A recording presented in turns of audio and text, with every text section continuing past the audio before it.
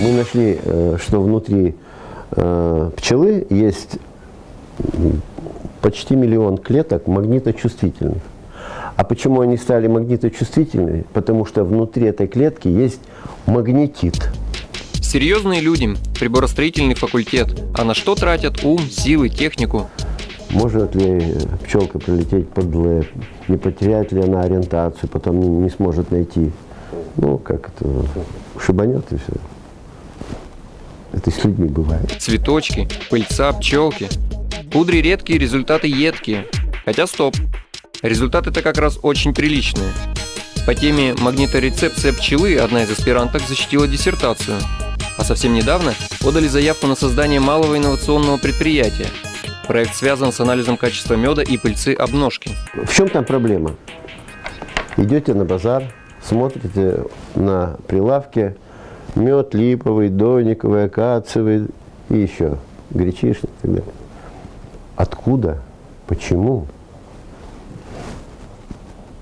Неизвестно. Способ известен, но проверять это настолько сложно. Если в меде есть пыльчинки, пчела на лапках вся принесла, и там попали. Пыльчинки из липы, вот их больше, чем других, все, значит, мед липовый. Но этих пыльчинок настолько мало. И чтобы этот анализ сделать, это нужно день провести с этим вот банкой меда. Вот это мы решаем проблему пыльцевого анализа с помощью компьютера для определения монофлерности меда. Для чего это надо?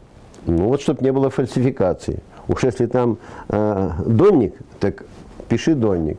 А то ж все хотят написать липа, потому что он дороже в 2 раза, липовый-то мед, чем подсолнечниковый. Не всякая лыка в строку, но немецкое можно взять за образец.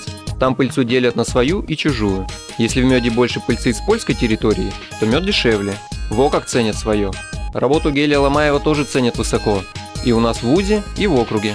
В прошлом году в Нижнем Новгороде прошел форум образования и бизнес-2010.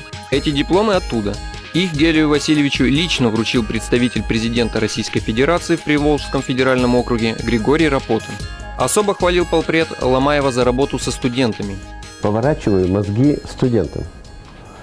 То есть собираю их в команды, даю тему и помогаю им раскрутить эту тему в рамках учебного процесса. Значит, у меня теперь нет классических лабораторных работ, нет классических курсовых проектов. Значит, все сведено к тому, что поток разбивается в зависимости от количества тем и их объемности. Ну, допустим, 3-4 темы. Вот сейчас 7 человек на 4-м курсе разрабатывают тему «Магнитные бури». Значит, дала им старенький индикатор магнитных бурь, там масса вопросов. Но на выходе они должны сделать индикатор магнитных бурь маленький, чтобы любой житель, у которого магниточувствительность, который должен во время магнитной бури особо быть осторожным, может быть, никуда не выходить, дома посидеть и так далее, чтобы он мог купить.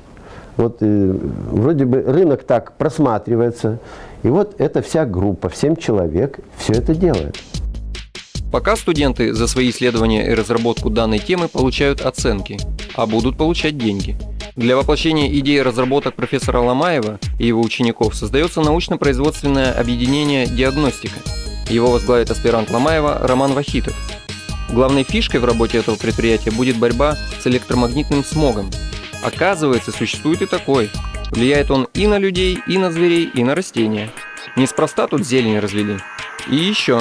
Средства на создание такого предприятия с неба не упали. Они выиграны на всероссийском конкурсе поддержки малого предпринимательства «Старт», где на 1000 проектов всего 150 грантов. Но игра стоит свеч. 6 миллионов выделяются безвозвратно. Под реализацию, разумеется.